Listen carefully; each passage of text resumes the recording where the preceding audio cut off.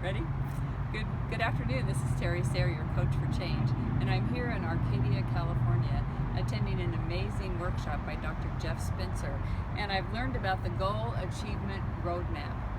And today, I have made a plan to create a series of videos to share my passion and my purpose as a life and leadership coach. So I'd like to tell you a little bit about my story. About 10 years ago, I decided it was time to make a change in my life. And I think all of us have those moments of clarity when something needs to change. I was an obese, aging, angry, frustrated woman. I was just turned 60 years old, and I was thinking about my mortality as well as what could I do with the rest of my life. I'd been teaching school for over 30 years and had become so frustrated with the system. And I was so angry at things that were happening in the school system. I was a widow. I was angry that I was alone. There were so many things in my life that were just not working. So I began on a journey of self-help and of transforming my life. I had amazing mentors and coaches that helped me. And the day that I realized what was keeping me from making the progress that I wanted to make and the changes that I wanted to make, so that I would no longer be angry, but I would be happy, that I would be healthy, and that I'd be able to make choices and decisions based upon my nature and what God intended for me to be. So I have this visual in my life that helped me to make this decision and to make this choice, and it's an hourglass. In my younger days, I was in the theater a lot, and one of the parts that I played was the Wicked Witch of the East in The Wizard of Oz. I had so much fun playing that wicked person that my family now teases me still about that being typecasting.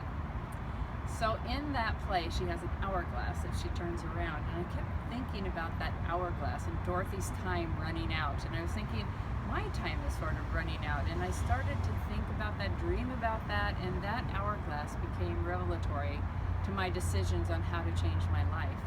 I realized that there was something in the middle of that hourglass, not allowing the sand or the love or the good feelings or the happiness or the health or the peace that was here available to my life. Something was stopping it, and it was right here in the middle and not allowing it to flow into my life. And I realized through some coaching and through some prayer and meditation that that plug was self-destructive behaviors. And once I opened that up and began to love myself and acknowledge myself for the gifts that I had and what I might be able to share with the world, boom, that plug came open, and all of a sudden all of that peace, that ability to make decisions, that choice to become healthy, to let love rule my life rather than anger, became a part of my reality.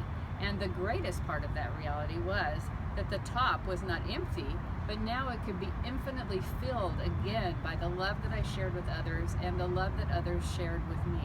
And my life began to transform. Now, it didn't happen instantly. There was not this, everything is great now, you're happy. I took over a year to get healthy. I lost 120 pounds. I started to eat right. I started to sleep. I started to exercise.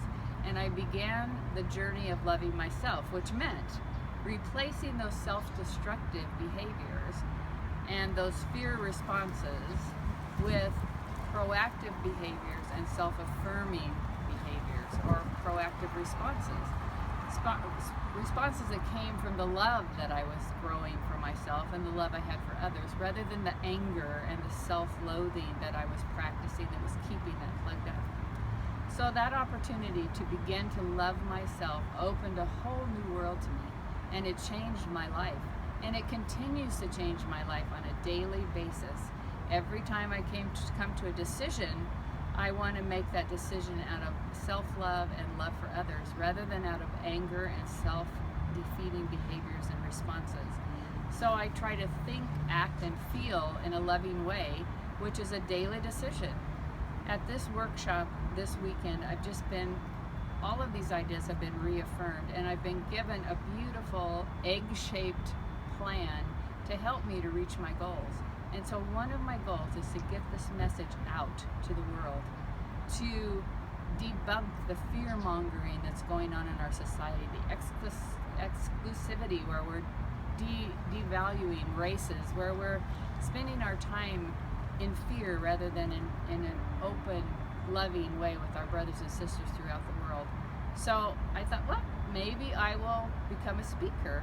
I will create videos. I will be a presence and have a platform that I can share this message with humanity.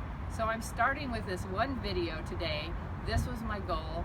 I've accomplished it in 2 hours with the help of my good friend Corinna Elliott, who is here at the workshop as well. And we've both been trained as certified fearless living coaches, and we help people to recognize the ways that they can improve their life, change their life from one of self-destructive behavior to one of proactive behavior. So thank you for watching this video. Thank you for helping me accomplish my goal. And I want you to know that life can be different. It can change. Change happens, and it can be for the good. Thank you so much.